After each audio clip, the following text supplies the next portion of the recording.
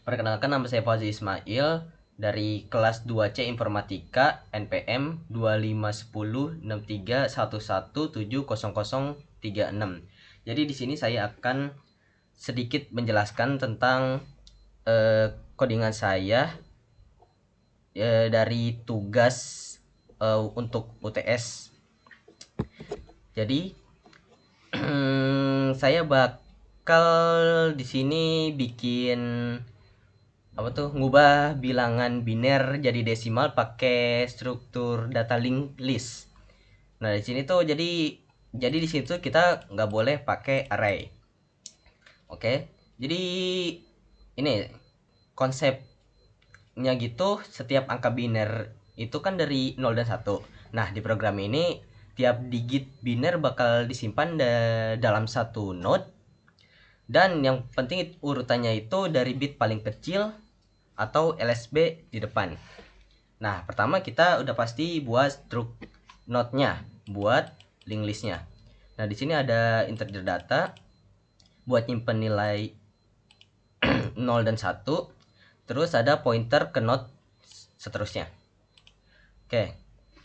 Di sini juga ada fungsi void tambah. Fungsinya buat nambah node ke link list. Nah, di sini kalau headnya kosong, intinya kalau headnya kosong ini maka langsung keisi. Kalau kagak maka jalan ke node terakhir, terus sambungin ke node baru di belakang. Ya, jadi namanya itu insert di akhir, bukan di depan. Jadi urutan inputnya itu bakal tetap terjaga. Nah, di sini ada fungsi konversi. Nah, ini bagian paling pentingnya. Kita konversi biner ke desimal dengan cara setiap bit dikali 2 pangkat posisi. Di sini. Makanya di kode itu ada variabel kuadratnya. Awalnya 1 terus dikali 2 setiap iterasi. Nah, kita langsung ke code mainnya. Di main ini kita bakal masukin jumlah bitnya. Sini kita kita deklarasiin dulu node-nya itu head 0, integer n, dan bit. Di sini kita masukin aja cout masukin jumlah bit untuk memasukkan nilai bitnya. Nah, di sini ada goto ulang. Jadi ini tuh gunanya kalau di sini untuk for di sini kan di sini. Jadi kalau kita masukin jumlah bitnya, kita akan masuk ke ini loop for, yang dimana kan kalau kita run maka dia bakalan minta kita masukin bitnya yang telah kita jumlah bit yang telah kita input tadi. Langsung demonstrasi aja. Nah, kalau kita masukin jumlah bitnya misalnya 4. Nah, jadi dia bakal minta kita input bitnya itu 4 kali. Tuh. 1 0 0 0. Nah, jadi itu hanya 4 kali. Misalnya kalau 5 jadi 5 kali gitu. Nah, di sini saya masukin if-nya di dalam for. Kalau bitnya tidak sama dengan 1 dan bitnya tidak sama dengan 0, maka kita bakal muncul cout itu bukan angka biner. Jadi suruh ngulang dan bakal pakai goto untuk pergi ke sini, ulang sini. Nah, kalau tidak maka kita bakal pakai fungsi yang tambah tadi.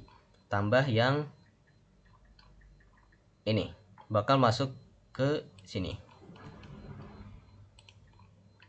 Nah, dan terakhir cout-nya maka mengeluarkan desimalnya. Oke, kita coba lagi. Kalau angkanya binernya itu misalnya 5.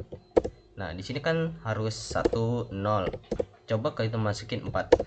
Maka dia ngulang lagi dari bit ke satunya. Kita masukin lagi, coba 7. Nah, ngulang lagi dari bit satunya gitu. Oke, selanjutnya untuk soal yang kedua. Jadi di sini ada struct, kita namain mahasiswa dengan isinya itu ada nama, NPM, dan nilainya. Nah, di sini saya pakai array dan pointer ya. Sini kita pakai pointer.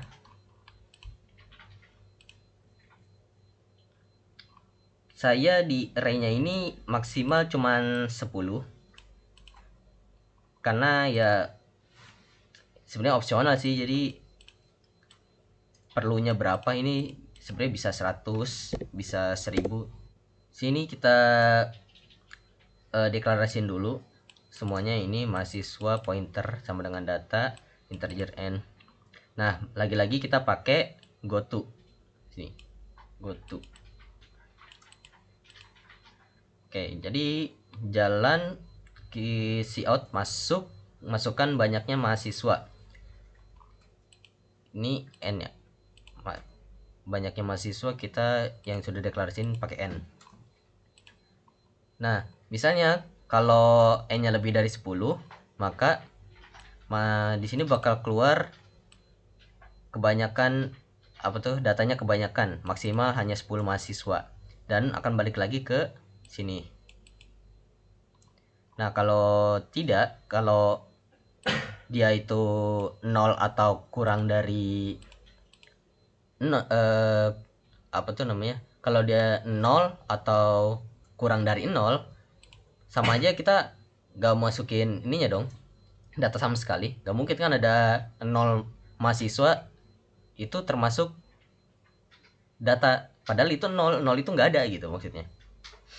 Jadi bakal keluar cout ini dan balik ke sini.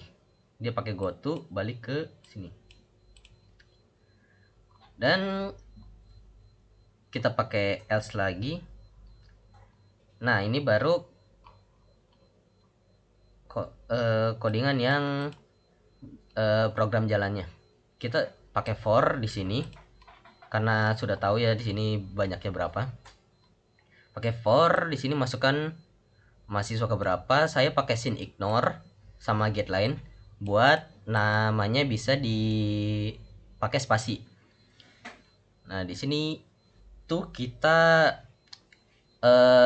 bikin pointernya yang ditunjuk ke array. Nah, jadi akses data nanti kita pakai pointer plus i. Ini sama aja kayak data ke i tapi versi pointer gitu. Nah, di sini ada pakai goto lagi, pantau biar, karena sini nih. Karena saya pakai kalau nilainya lebih dari 100, kan nggak mungkin ya nilai itu lebih dari 100 dan kurang dari 0. Jadi kalau nilainya lebih dari 100 dan kurang dari 0, maka dia bakal ngulang lagi ke sini. Setelah semua data masuk, program bakal nampilin semua data mahasiswa. Jadi di sini kan ada deklarasi nih, integer total untuk, jadi integer total ini bakal dimasukin ntar ke sini nih, ke total sini. Nah, di sini kita pakai looping. Kenapa? Buat ngasih output nama-nama mahasiswa yang telah dimasukkan datanya. Di sini kita pakai total plus sama dengan pointer plus i poin ke nilai. Nah, ini tuh buat nyari rata-ratanya nih dari sini. Kita coba langsung mulai aja. Coba kita masukin 2 mahasiswa. Mahasiswa ke 1 nama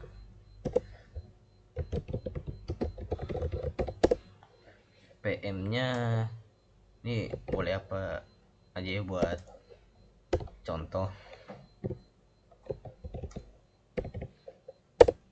Nilainya misalnya kita kasih 800. Nah, dia nggak bakal bisa karena nilainya nggak mungkin 800, maksimal 100 dan paling kecil 0. Kita masukin aja 100, masih kedua.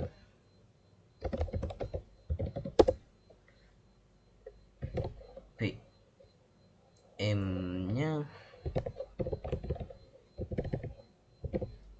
oke, kita masukin coba 50. Nah, di sini bakal muncul semua datanya. Nah, di sini bisa pakai spasi, sini bisa pakai spasi, dan ini rata-rata dari dua mahasiswa ini. Oke, segitu saja, sekian dari saya. Kurang lebihnya mohon maaf. Wassalamualaikum warahmatullahi wabarakatuh.